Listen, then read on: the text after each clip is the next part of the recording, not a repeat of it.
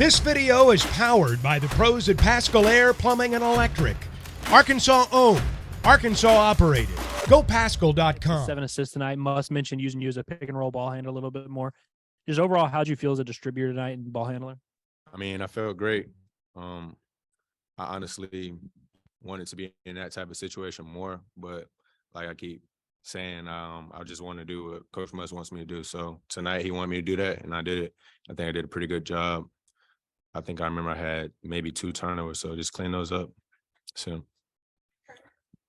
And what did you make of the team's defense tonight? Maybe especially forcing turnovers. You guys forced 30. You had that stretch in the first half where it was kind of one after another. Did you feel like it got kind of contagious at the point with the way you guys were forcing them? It did. Like for the first time, like I felt like everybody was locked in as one. We was all having fun playing defense. And when the team has fun playing defense, it's going to be hard to stop.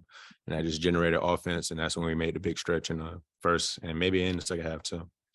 Hey, Ricky, in that first half stretch that Curtis just mentioned, so you let out a couple pretty big screams when the crowd got pretty loud. Just what could you take me kind of like inside that feeling that you were having when the defense was really ramped up? I really can't describe it. I know I was out there looking like a crazy man. I was just so excited.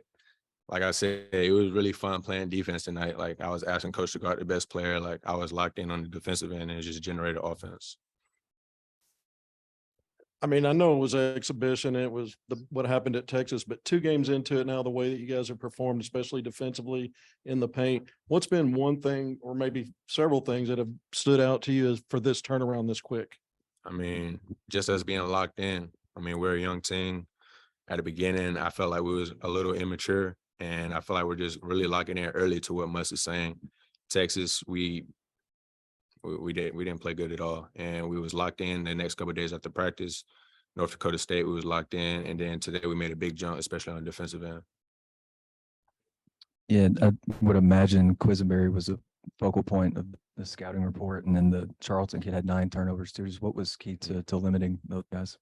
I mean, like I keep saying, just listen to what Muss has to say. He has a lot of information. He's going to say the right thing. We all just have to lock in what he's saying. I mean, they're both really good players. Actually, Charlton surprised me a lot.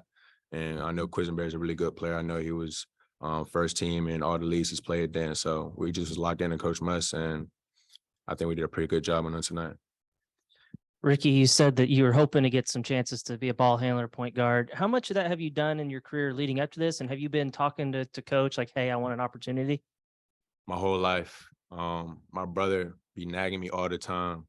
Play point guard, play point guard. I'm like, I'm not the coach. I can't. And I'm usually one of the taller guys. So, but no, I haven't asked Coach because like I keep saying, I'm just going to do what Coach wants me to do. He told me to do it tonight, and I feel like I did a good job. So maybe he'll trust me moving on in the future.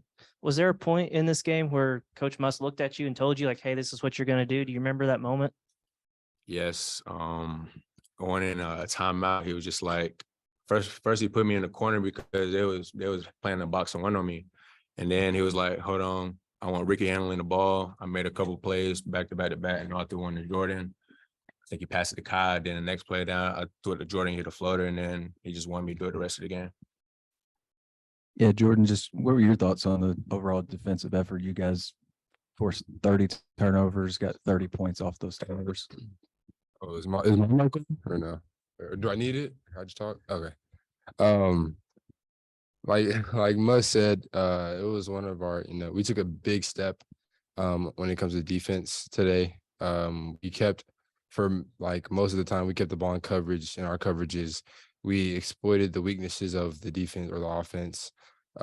We forced a lot of turnovers, like you said, and that was the whole game plan going in. Like this team, they're known to turn over the ball, but they're known to steal the ball too. So as long as we take care of it and make them turn it over, then the lead that we'll have will keep extending. Mr. Council, you got that pass from Devo Davis for just that breakaway, thunder jam. I mean, you look like you cocked that thing back like Sean Kemp. And I mean, you dunk the ball, you play with a lot of passion and aggressiveness, and it really shows on the court. Who was your favorite dunker growing up? Michael Jordan. Easy. That's all I watched growing up. Like a lot of older people would say, oh, you didn't really get to watch. I really watched Michael Jordan all the time. My dad had all the DVDs, tapes, whatever you want. So I felt like he was in my generation. That's how much I watched him. It shows. And to kind of piggyback that on that to you, Mr. Walsh, you had a lot of acrobatic shots out there today, kind of like contorting your body like in midair. And how do you focus on the goal? Is there something like, I mean, incredible, like your feet are pointing one way and your shoulders and head and shoulders are pointing another way. It's like, how did you, is there a specific part of the rim that you focus on that you try to practice that? Is there like a specific part of the rim that you look at when you shoot? So I actually need to stop doing that. Actually, it's a bad look, but yeah, it's all about putting the ball in the rim. So I feel like no matter what's going on, like my lower body, if I can get the ball into the rim, Coach Mustang gonna yell at me.